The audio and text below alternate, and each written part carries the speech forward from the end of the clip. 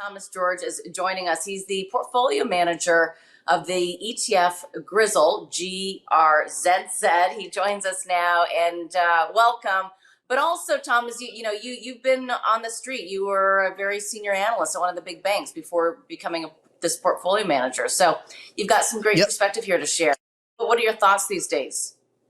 Yeah, well, Catherine, always a pleasure. And yeah, at TD, that's my previous role. I was running resources, from the resource funds, and we were also doing sustainability. I helped start the whole sustainability franchise. So just seeing where we stand today, it's incredible. It's an incredible world where 10 years ago we were just starting to nibble at what ESG meant.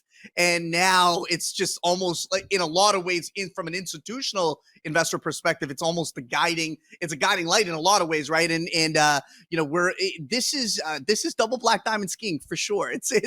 This is an incredibly volatile.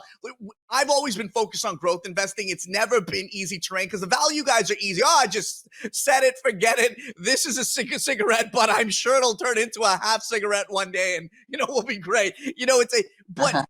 For growth investors, you just can't. You have to stay nimble. You have to not be focused on a mantra.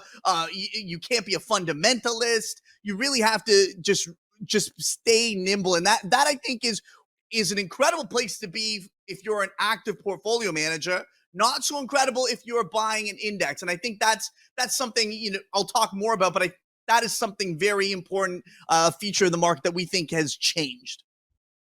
Right. To be active, not passive. I think, though, people who believe in the Warren Buffett way of investing would disagree with you in terms of being a fundamentalist. No? Well, so the way we think about it is where we sit right now.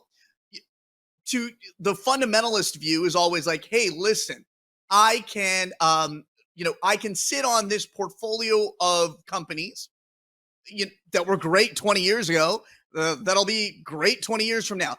I just don't think that is not a wise outlook, right? It's technology is here. It's here to stay, and it's here to disrupt, right?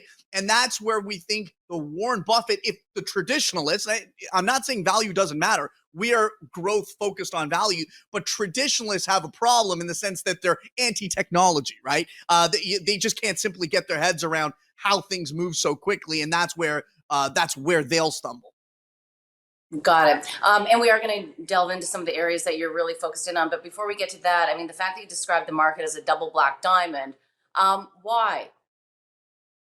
Yeah, so it really is. The current environment for the high level, it's inflation, right? And when we have a generation of investors, right? Everyone that I know, the veterans, clearly the young people that have driven the GameStop madness, all of us collectively have no idea what inflation is, right? And that is it's uncharted territory.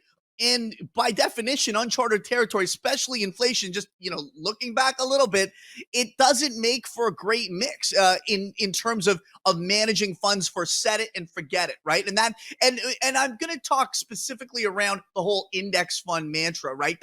And I think it's not a coincidence that we've seen a period of low rates, low inflation, where index funds, passive investment strategies, like call it buying the S&P 500, set and forget, and buy the dip. I think that is going to be challenged continually. Right. It's interesting, though, just with respect to inflation, because inflation has kind of changed the rules of the game that nobody's been used to playing for decades. Yes. But one of the reasons why the market's actually moved up over the past couple of days, or even found some stability, is because of the view that perhaps we've seen peak inflation and peak Fed speak. We're going to take a quick break. We'll be right back.